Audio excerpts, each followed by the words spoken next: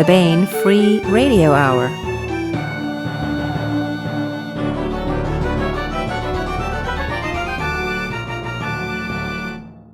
Welcome to the Baen Free Radio Hour. It's a pleasure to have you along. I am Baen Associate Editor and your podcast host, David Afsharirad.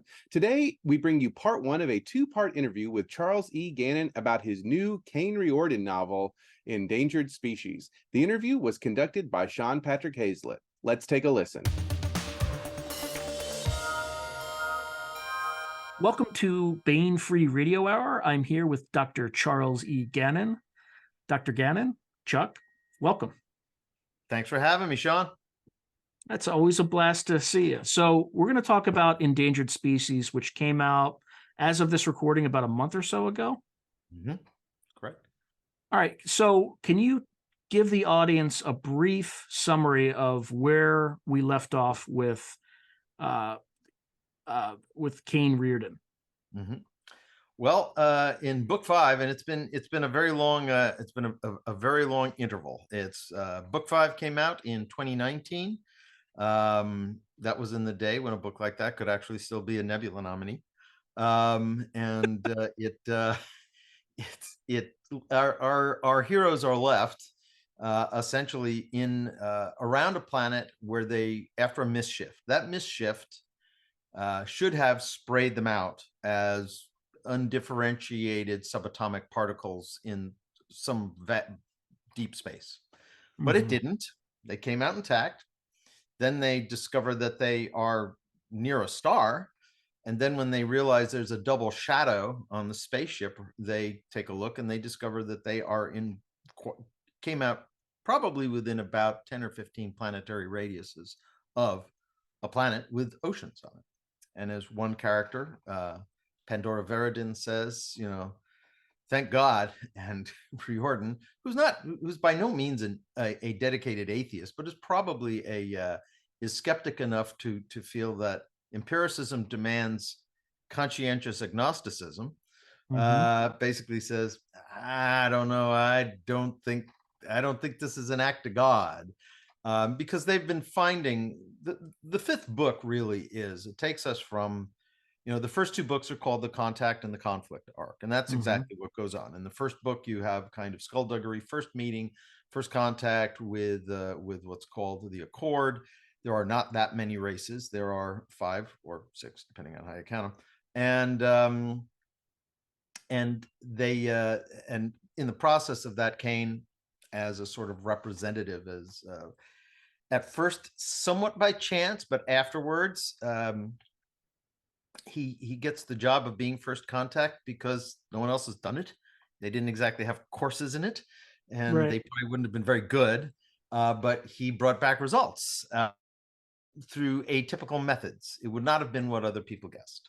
And so that goes on through the first 2 books. The second book is, of course, the invasion of Earth. But is it an invasion if maybe about 28% of Earth's population actually says, no, come here?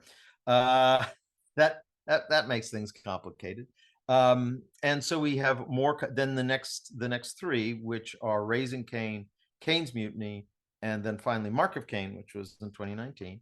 They're called the Emissary arc because that's what he is. And he meets, in the course of those, we come into contact with all the species of the Accord in enough depth and in enough detail to have an understanding of where they come from, what their motivations are, why they're different, the places where they might be the same, and et cetera, et cetera. At the end of book 5, he has traveled finally to the Dornani Collective. They are the ones who've been around the longest. It is known that they have had interstellar flight for 7,000 years. It is known that they were actually a kind of assistant species to one before them that they refer to as elders. Then the mists, then it becomes Ultima Thule and here be dragons or elders or whatever the case may be, historically speaking. He comes across a variety of unusual, and the other thing is that they're not an empire, but they're breaking down. They're sort of decaying for a variety of reasons, some of which get into the dangers of virtuality. I won't say social media, but certainly One of the problems the Dornani have is that an increasingly smaller number of them actually want to go out and see the world and experience it. They would rather do it from the comfort of Virtua. And so he gets almost no help trying to find his the mother of his son Connor, and this takes him to and beyond the Dornani borders. And it turns out that he and his friends are probably going to be sold to the Kotor for any one of a number of conceivable reasons. They take the ship. That's what leads to the misshift. And therefore they have sort of gone to the edge of known space. One of the things in the course of this, though, is that for some reason, we get hints of it, the Dornani, although they have interstellar capability for 7,000 years and could have gone very far, they don't go past 450 light years. As a matter of fact, physically, they've never gone past 200. They have sent probes out to 450. And to put it in the most concise way I can think of, they feel fairly certain that at that range, there is no bear to poke. But beyond that range, you might hit something furry. So they have constrained themselves.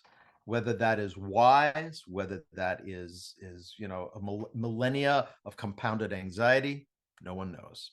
But we are now on a planet which is standing a whole bunch of expectations and thoughts about what the known limits of science are right on its head. And it's right there at the end of the 5th book that they should not have survived that misshift, but instead they're out near a planet. So first of all, once they kind of get outside the planet and they're kind of orbiting it, they almost don't even make it to the surface. There's a reason they kind of have to go to the surface, and it ain't in a ship. So how did you come up with, it's not just like one thing, it's multiple things that let's say go wrong, don't go wrong, but there's a lot of things that Riordan has to manage. That just talk a little bit about how you came up with those complications in writing this thing. You were talking like CMEs and all sorts of nastiness. Well, they say trouble is the wellspring of interesting fiction, whether that's psychodrama and it's troubled minds, or in this case, it's very broadly, and you have troubled physicalities, the universe not cooperating. It just seemed that there were a bunch of first of all, what they're going to discover is that on this planet, CMEs are nowhere near I should say solar system, are nowhere near so rare as they are here, comparatively speaking. However, they did happen to, stumble across just the wrong moment. They certainly don't, but they can't stay where they are because they're running out of every single consumable, every single volatile, whether that's air, water, and then very soon safety is going to be beyond them because they don't have power either. And that is, let's say when you misshift for the reasons they did, it takes out a lot of systems. And so they have to use an expedient, without going into many details, but they have to get down to the planet using something that was never intended for that particular purpose. Which is interesting because you require the crew, literally the crew, right? Yes, right. To adapt and overcome. And to your point, you're talking about physicalities, right? There's the one species that they really have to adapt and overcome in terms of getting them to the surface. Yeah. So, and in terms of, we have this planet. From space, it looks pretty sparse in terms of what they can see. How did you think? And I also think just the thought process you went through about where to aim everybody to get them to the right part of the surface, I thought was an interesting discussion. And how did you think about that in light of world building in terms of the gravity? It's like 0.9 Gs, and and there's the factor of the moon that the satellite that the planet has. Yes. How did you kind of integrate all these things together as you're coming up with the story? Well, I have to say that I find I don't know if it will be a source of disappointment, disdain, or interest on the part of listeners to learn that I actually do a lot of by random generation. And I do that in a sense because if I think as a writer, and I can't speak for others, I can only speak for myself. If I approach something and say, wow, I would really like a situation that is going to bring these things out regarding these characters, Mm-hmm. Sometimes that's the other hand, that's the other side. That's the flip side of the coin of things are too conveniently positive and then they're too conveniently negative. And we don't have either that halo or that rain cloud over us in real life. So one of the things, there are a lot of points where I will just jump in and I will say, okay. And I have a spreadsheet that, for a variety of reasons, distance, astrographics, these are all very important in the series. They are important from transit, military, diplomatic angles, and they're just so folks, if they're not aware of this, if they're not already readers of the series, the stars are placed with great precision compared to, given what we know the stars to be. This planet is out where Webb is just showing us right now. But all the others, if you were to look at the, flip to the first, the frontispiece of the book, and you're going to find a map there which has all the planets, or rather all the solar systems, with the light year ranges between them. And if you were then to go back and dig and take a look, because if the planetary name is in boldface, it suggests that the world is either green or at least friendly potentially to biota. You're going to find overwhelmingly that those are going to be G, K7 or above, and probably F8 and lower. Because when you take a look at it, that's about the insulation and the kind of radiation distribution, which we know is going to be fairly friendly to carbon-based life, because here we are. And so that's part, and this planet came that way. I knew what the sun was, then I let the spreadsheet tell me what it was. Did I have to tweak it so that they could breathe naturally? Sure. On the other hand, I'll say this: it's obvious from the way we started this discussion that this was not a random event. So it's perhaps not entirely shocking that it's not around the local equivalent of Pluto or Venus. Strangely enough, it's around a planet that has liquid water, which probably may be even more than air. Although when you get liquid water, likelihood is you're going to have a fair amount of free O2. It's just there, I can come up with the chemistries which make it unlikely or difficult, or they're bad trace elements or things like that. But it's perhaps not as wildly fortuitous as it looks, for the same reason that it was not luck that had the ship come out whole and here. So once I have that, then I just, there's actually there are a bunch of both scientific and in the gaming community, there are things for tectonic generation and things. And I just did that. They chose that map that you will see in the second book, Protected Species. Now you have a map of the planet. I didn't want to give it away in the first one, because it would have been a terrible thing, I think, if you read about their desperate attempt to get down in one piece, and before you get there, you see a map. It's like, well, okay, I guess we know how this works out. Exactly. So that was a piece of strategically held graphic information. But when you go look at it, you're going to see that essentially where they come down, which is a continent by the name of Brajgarag, offers essentially the longest east-west landing strip on the planet. And it also it was cut by rivers, and it was in a more temperate zone. The equatorial regions of this planet are punishing, to put it lightly. there do not seem to be permanent ice caps. And of course, they've been here at the point when they're looking at the planet, they've been there 48 hours. So it's not like, oh, let's see what happens during winter. No, I don't think we have quite that long. So really, it's a matter of they do see something that might be the ruins of a city, or maybe even active. They really can't tell. It's near a river. It's like I said, it's a long runway. They can be off by many hundreds of kilometers, and they are. As one does, right? As one does. Yeah, I have two sons. One is in the 82nd Airborne, and he had his little wings, and he is a lieutenant in a paratroop paratroop platoon. Got his platoon not long ago.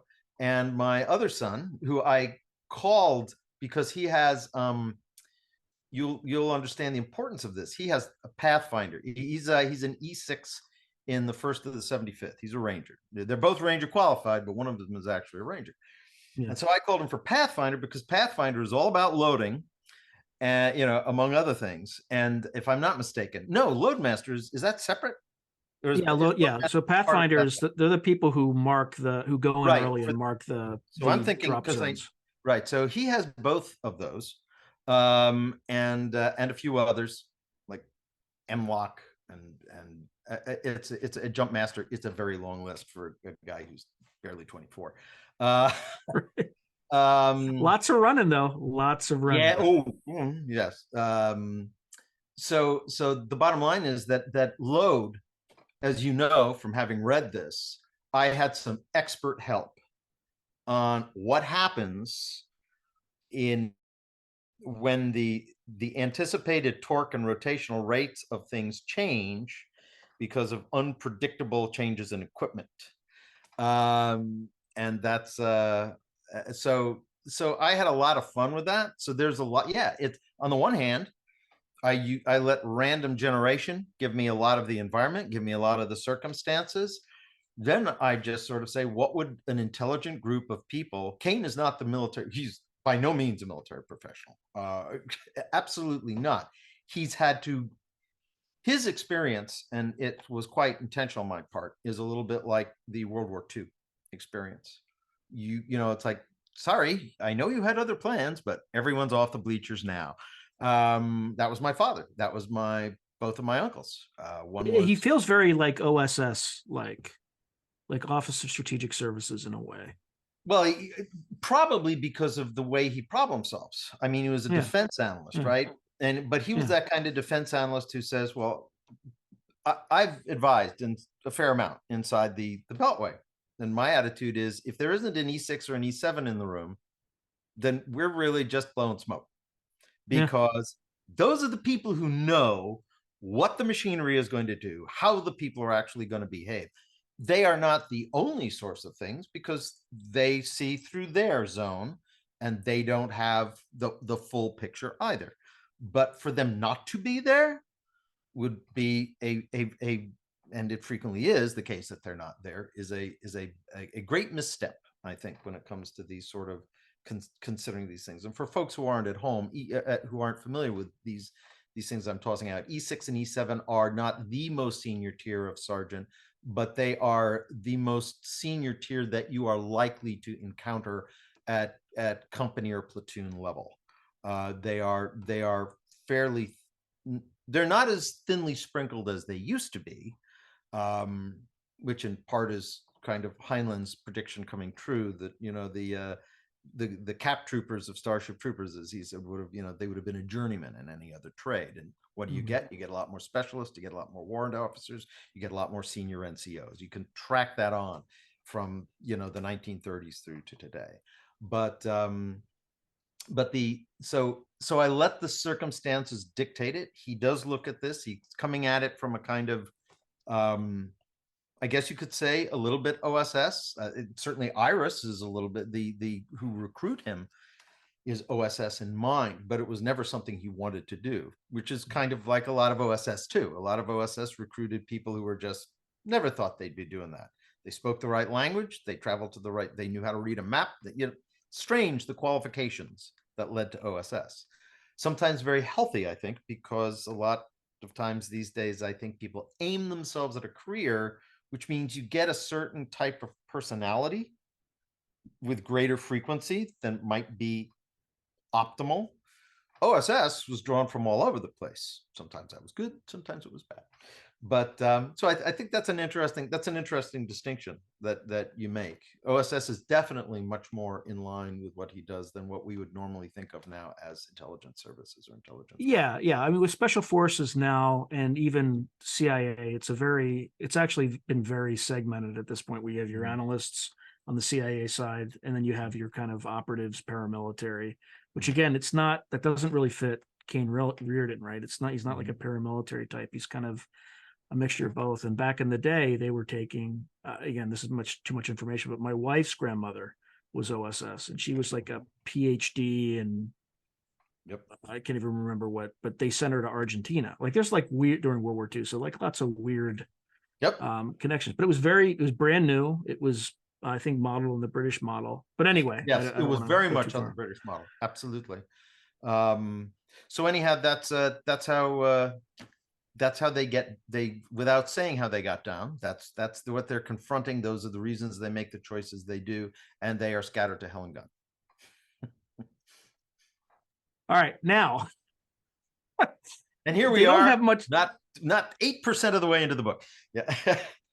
and they don't even have much time to handle all the contingencies. I mean, I don't want to I don't want to reveal too much, but these sorts of operations are extremely, that's the other thing too. A lot of the stuff that you have in this not only involves knowing how to parachute into, a location, but also there's drogue chutes and stuff from like the astronaut program, right?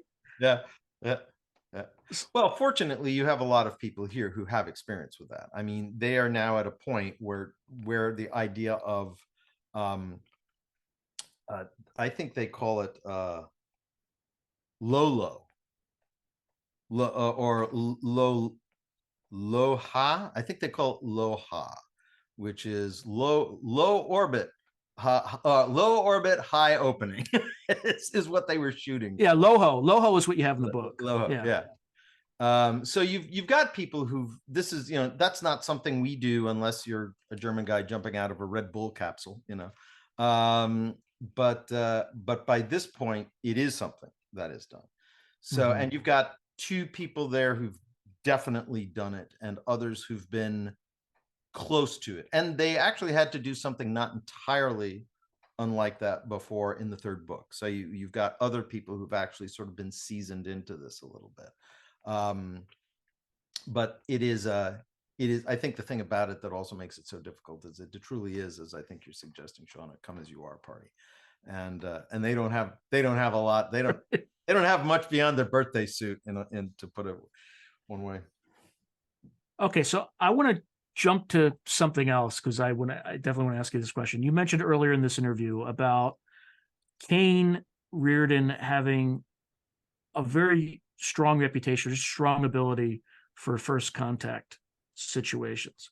And what I thought was particularly interesting, without giving too much away, is explaining true, false, yes, no to a culture that, well, the fact that there are some cultures, early cultures, that don't have that distinction. So I kind of want to take you down that, like, tell me more about, it doesn't have to be in the book, but where did you get that? Are there really cultures that like have to figure that out? Is that like a process of culture formation where they literally don't have yes, no, true, false? I think if I know you're talking about a scene in the book which culminates in Dregdir. The distinction, yes, but also involves the sun. Like, we'll get to that, because that's the second part of the question. Yeah. But no, I think the bottom line is that any species, there's the issue of, can you distinguish a binary opposition, and can you express a binary opposition as essentially almost in a theoretical concept, as a symbolic logic. That's the first thing. That's the first step, because if you can say it is or it isn't, then in the process of pointing to objects and sort of giving a name. You can say yes, no, that worked, that didn't, I like it, I don't. All sorts of things can blossom out from that. But that is, I gave a lot of thought to this over the years. As a matter of fact, and this goes as a writer, as when because I have a background in games design. I don't know if you're familiar. Some of the viewers out there are going to be familiar with something called Traveller. It's a role-playing game. It started in it was the first science fiction role-playing game, really, right after D&D. It was an entirely different take on role-playing, though. And one of the things that I thought about was, well, so you have these scouts. That was one of the things in Traveller, and they go and they make first contact. And I dove deep into that, because to me, those challenges they can be life and death, but they don't involve, I'm going to come and take your stuff, or I'm going to beat you up because I'm worried you're going to take my stuff, or you're trying to take my stuff. Not that those aren't perfectly good things, and by God, they've certainly driven a lot of history. But when you're talking about first contact, I would be a poor person to make, I think, my primary focus to write military science fiction. Military science fiction is what I write in the process of answering the much deeper impulse I have, which is, whether it's science fiction, whether it's my own life, I want to know what's over the next hill. I want to know what's over that next hill. When we do that, if our only tool is the one that, Kubrick trots out in 2001: A Space Odyssey, which is, the end of the I guess it would be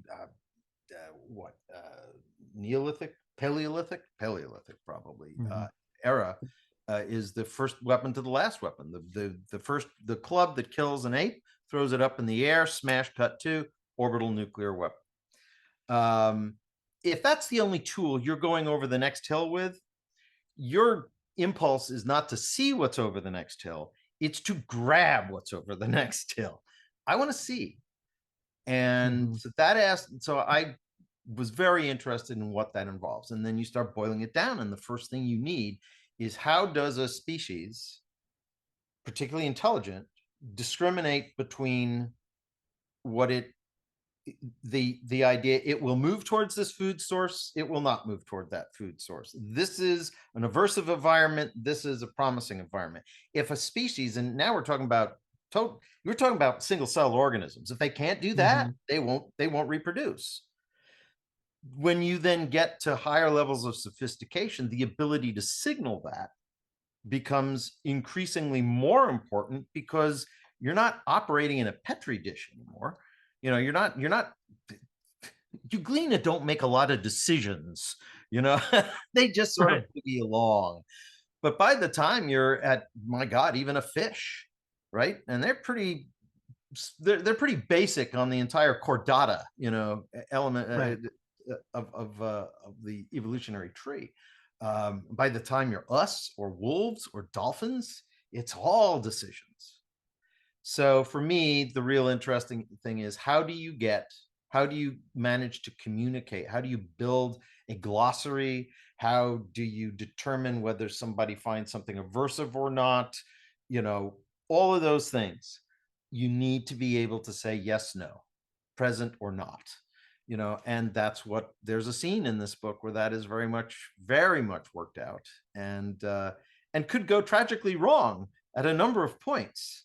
And I have a lot of fun with all the very, very similar beings to us, more so than in most of the other contexts that Caine has had to deal with.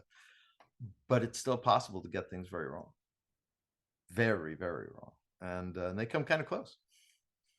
Yeah, I appreciated the use of the sun tracing across the veritable chariot of Apollo, right? Not that you mentioned that in the book, but in trying to see if a particular species understands that concept, which I thought was a really ingenious use of a demonstration of why Caine is who he is, right?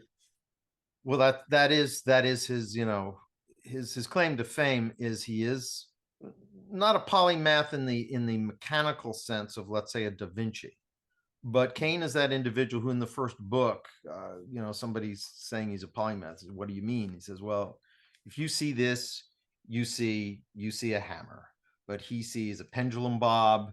He sees a doorstop.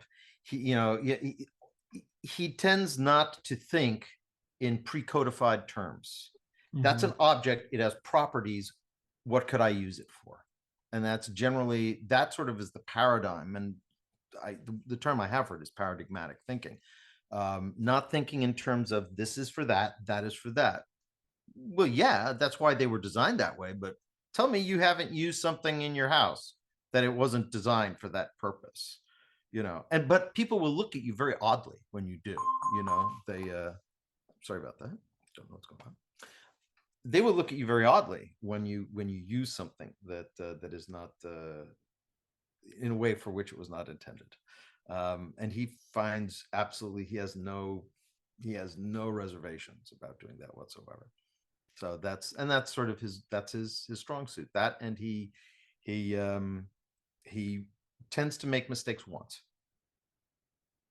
Doesn't mean that things work out every time after that. It just means that it probably, there's the mistakes we make, and then there's the fact that crap happens, and you don't get to choose when the crap happens. There's also, to your point, there's also, again, I don't want to give it away, but there's also an instance where muscle memory actually, it's like the combination of muscle memory with the combination of an alien technology, the Dornani technology, where it actually sometimes can end up being a maladaptation, right? Yes. So there are a lot of instances like that where kind of Caine puts people rightly puts people in a situation where they're using stuff that wasn't designed to be that way, but it kind of works almost 100%, right? But there are other things that were a maladaptation, kind of the lost soldiers that come in, do something when they're in that heat of the moment and they rely on that muscle memory, and sometimes it can get you killed. And one of the things about his own, as you're saying, regarding the fact that he has spent time in Virtua, and it's a very brief passage, but he says, I'm worried I'm going to get somebody killed. And they say, why? He says, I spent 2 years equivalent, and I had a different body by that time. I don't have that muscle mass that I have, and everything is just a little bit off right now. So there are, one of the things that I kind of revel in pursuing the law of unintended consequences, that the things we do, which may have a lot of benefits, but you may find places where they are not beneficial ultimately. And so I have fun with that in this book, more than a couple of cases. Now, going back to planet building. So you mentioned that you like to randomize some of the inputs, but not all of them. And what I found for many creators and writers, that it sometimes kind of enforces a sort of not only discipline, but also forces them to be much more creative, right? Because by forcing a constraint, you have to find alternative ways to, for lack of a better word, get to what you want, or get to where you want the story to go. And sometimes the environment has a vote, the characters have a vote, and it, if you're trying to achieve some semblance of verisimilitude, which you clearly are in this series, it forces you to come up with more creative solutions. Have you had that experience with this, or is that why you do it, or is that just a byproduct? No, it's absolutely one of the reasons why I do it, and it's both because I think, oh, look what I found here, it will answer our problems. No, I haven't been in that place a lot in my life, so I'm not interested in writing about it. Right. I think most of us relate to the fact that a lot of our life is a come as you are party. There's a lot that you plan for and it works out. Sometimes luck is on your side, sometimes it isn't, and there's no telling when that's going to be. But the verisimilitude you're talking about is the fact that you don't constantly get gimmies. Right. You also don't constantly get, I think the character that is being tortured through one implausible sort of loss after another is at least as annoying as the one who's kind of has a halo around them and everything sort of just falls into their lap. Organisms tend to survive a little bit because of luck, but what is it? It was I think it was it Marcus Aurelius who said that luck is what happens when preparation meets opportunity. Yeah, something like that. Yeah. Yeah, and that's very meaningful to me. And that is, in a sense, I think, while I am of zero opinion regarding the Heinlein man, right? The always prepared and things like that. I think the list, everybody's like making that like it's a sort of, yes, I must be able to butcher that hog, and all the things that he lined up. And I always want to say, guys, gals, that's he's just making a point. It could be different things. This is not the holy handbook of Heinlein. That's not what you're looking at here. But this is a series that deals with the notion that if you're prepared, you stand a better chance. And yet it doesn't always save you. Just as sometimes, what is it? And this shows up in the second book of this dyad. It's somebody says something to the effect, well, you're a fool and you're a drunkard, so God loves you twice. Because there's that saying, right? Which goes back to, I think, Samuel Johnson and even before. But it is very intentional that randomization is there both to create the sense of verisimilitude down to that sort of gut level that I think readers can tell. It's like, well, this feels sort of natural. Well, it is. And if I give myself a problem I can't solve, then that becomes, in a sense, more interesting in a lot of ways. And in a lot of cases, for instance, you say they almost always work right. They do, but that's, in this case particularly, it's because Caine, there are leaders who cannot give up control. Mm-hmm. And as a result, they get less than optimal outcomes. And Caine is the first guy to say, I'm not the expert here. I might be able to orchestrate the pieces, but I can't play any of these instruments, but I might be able to make sure that the French horns don't ride under the oboes or something like that, Right. And that's what he brings to this, because the reason they get down to the planet at all and survive, really, when you get down to it, his contributions are more strategic and essentially broad knowledge based, not the sort of nitty gritty in the moment sort of stuff. That's not his strong suit. So yeah, he's but he knows talent when he sees it, and he doesn't. Well, it would almost limit him if he knew too much about any particular thing, because he wouldn't be able to find this, this. He wouldn't have this ability to take different tools and use them in completely novel ways that most people wouldn't even consider. Yeah.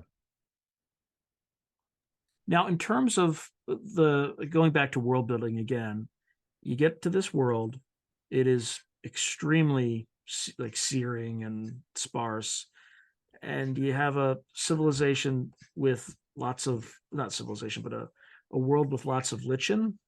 Lots is probably overstating it, but bit of lichen here and there. Yes, lichen, yeah, lichen here and there.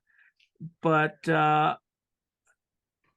there are boats, but the boats are not composed of wood. Mm-hmm. So as you're thinking about this world building, and you kind of put yourself on this very harsh landscape with water, they have water, they have oxygen, so yay them. The civilization that is there, I shouldn't say develops there, but is there, that they find, has had to evolve or adapt. Adapt is a better word, to their situation. So how did you come up with all that? Was that one of those places where you thought, oh crap, I have to find a way to have boats? What do they have a lot of? No. Actually, if you take a look at the the Eskimo. They make very large boats called umiaks, and the umiaks are like 10, 12 person boats, and they are all hide and bone. On this planet also, there are certain things that work. I didn't just take things away. I also started thinking about what would people be good on a planet with so few resources. And one of the things I came up with is that they would probably, those who understand, so fire is very difficult to make. As a matter of fact, the carbon cycle is very difficult to get inside of productively when you think of it. There are, is it convenient that the lichen is edible, that they grow? Or is it that that's the only thing that could grow and was chosen to grow? Because if it's hard to grow anything, it's got to be something that you can eat. Even more important than that you can make tools out of, because bone is tool, stone is tool. And they'll know a bunch of things. One of the things that there are a variety of species here which do not seem to follow or come out of the same evolutionary track at all. I think that's a fair and yet not total spoiler way of talking about it. But one of the things that they do is they leverage chemicals. They know they have a way. I mean, we have ways on this planet to soften bone and work bone and then harden it again. But for us, that's a kind of, usually that gets outplaced by wood or trade items or things like that. On this planet, that becomes a much more sort of fixed, important focus of it. Is as important to their civilization as tanning was to our, I guess you can say, from Neolithic all the way through, well, Paleolithic at least, all the way through to probably 1700s, 1800s. It was still vastly important. So they understand that, and the interesting thing about having less to work with is you drill down into everything you can leach from a substance, and I'm thinking a lot of people are going to there's a trade good, of course, having to do with camphor, that was an interesting thing to stumble across. And it's not strange that Caine knows about it, because that was something he ran into in the course of being in Virtua. He didn't know exactly what it was, but he was pretty sure about it. And it is this ability on the part of not Caine, but on the part of people on this planet over thousands of years. They have sort of made a mental catalog of all the ways they can leverage things that are replenishable in their environment to achieve ends. One of the reasons that bronze is present isn't that they don't have access to metals. There's actually a fairly hard steel left around. They can't work it. They can't get the temperatures. And even, the thing is, they say, oh, you can build this oven and you could. If your primary fuel source is dung, right, you're just not generating the sort of calories output that you need. They don't care what it looks like. They can do it, but it is a fantastically expensive process. So what do they deal with? They deal with metals that don't require the high working temperatures. And actually, because of what exists through the ages, the softer metals were less prevalent at the time that things all went to hell. So the metal that's mostly around them, they can't work, and the other stuff, which would be a lot easier to work, is no longer in the ground, and has been probably, after, well, it's been sucked out of every place they can find it. They use it. They turn it into tools. What's left, So, but the fact that you have these individuals dropping out of the sky on this planet is this is an inflection point, because they are bringing certain kinds of knowledge with them, which may have been here at one time. They're not here anymore, but they are looking at this world through what do they say? Bring the man from Mars to see Earth, the woman from Mars to see Earth correctly. Well, they literally fell out of the sky, and they start with no preconceived notions. Well, that's wrong. They start with not preconceived notions. They see things that are similar and they make assumptions, which for anybody who's learned a language that is fairly close to your own, that's more dangerous. You are more likely to make mistakes and not know you made them than a language that is fantastically different from your own. If you consider I think they're called in French false friends is the term for words that sound very similar, but they are not the same, and they carry different idiomatic weights and things like that. So that's a cultural thing as well, and and it's easy to overlook those things, and they do on a number of occasions, which I also had a lot of fun with in this. So. And now we bring you our audiobook serialization of Tinker by Win Spencer. Inventor girl genius Tinker lives in a near-future Pittsburgh, which now exists mostly in the land of the elves. She runs her salvage business, pays her taxes, and tries to keep the local ambient level of magic down with gadgets of her own design. When a pack of wargs chase an elven noble into her scrapyard, life as she knows it takes a serious detour. Tinker finds herself taking on the Elven Court, the NSA, the Elven Interdimensional Agency, technology smugglers, and a college-minded xenobiologist as she tries to stay focused on what's really important, her first date. Armed with an intelligence the size of a planet, steel-toed boots, and a junkyard dog attitude, Tinker is ready to kick butt to get her first kiss. Chapter 3 Accidental Lolita. It wasn't until Maynard's armored limo rolled away that Tinker realized she had just stranded herself downtown. She had taken her headset off in the trailer, and thus Windwolf had carried her into the hospice without it. Pay telephones had started disappearing from Earth cities at the turn of the century, as cell phones eliminated the need for them. Luckily, Pittsburgh had moved to Elfhome before the last wave of dismantling payphones. Supposedly to maintain the lines of communication between shutdown and startup, the governments of Earth heavily subsidized Pittsburgh's phone system. Thus, Tinker was able to find a phone, and with her lone rumpled dollar changed into dimes at the Okonomiyaki cart, could afford 10 calls. The afternoon sun had heated the plastic of the payphone to nearly blistering. Tinker winced at the pain it lanced through her newly healed hand and juggled the hot receiver around while she called Oil Can. He didn't pick up, which was odd. She tried his home number, but he wasn't at his condo. She didn't bother leaving a message. Most likely by the time he checked his home machine, she would be someplace other than Market Square. Oil Can wasn't at the scrapyard either. Because she'd yanked her workshop to ferry Windwolf around, her office AI was offline at the scrapyard. After a dozen rings, she hung up and called her loft. Her home AI Skippy answered. "Hello, this is Tinker's residence. Tinker isn't in. Please leave an audio message, video clip, or data file." "It's me. Let me have the audio messages." She used her voice code. Tesla titillates treacle. "There were 67 calls," Skippy reported, and started into replaying the messages. "Message 1. 67? Who the hell is all calling me?"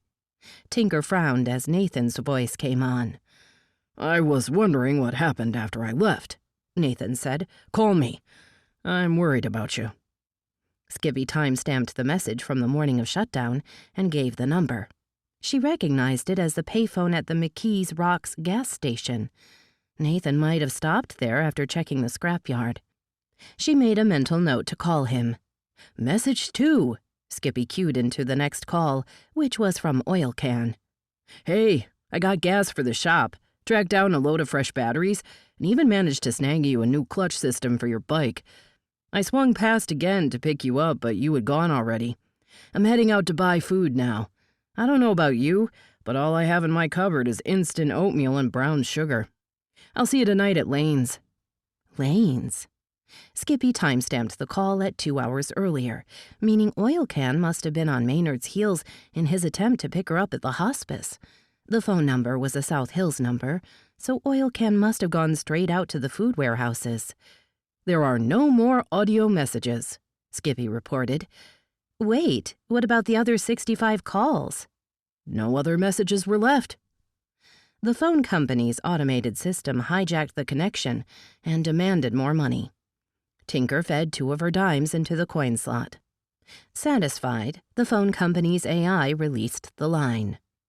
"Give me a report on all calls." Nathan's was indecently early, meaning he had probably left it as he came off shift. The second call hit at the ungodly time of 5:15 a.m. The third was at 5:30 a.m., and then the calls settled into an every half-hour event. The first 38 originated from an Earth phone number with an area code that she didn't recognize and came with no ID flag. At midnight, when Pittsburgh returned to Elfhome, the Earth phone number dropped off the list. At 6 the next morning, the calls started again. Only this time the phone numbers were all local payphones at systematic half-hour intervals. They moved in a widening circle around the scrapyard, starting at the gas station on the corner. She had just missed the most recent call. Just out of curiosity, she had Skippy compare call times for all calls, Earth-based and local. All of them listened to the full outgoing message, as if checking to make sure nothing had been changed.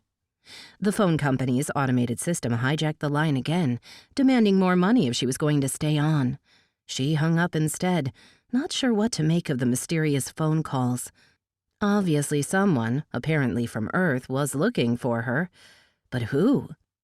Perhaps Lane knew, as all of Tinker's contacts with Earth came through the xenobiologist. Tinker used her 5th dime to call the xenobiologist and got Lane's AI. "It's Tinker," she told Lane's simple, unnamed AI. "Tinker," Lane's recorded voice came on. "Oil Can called early this morning.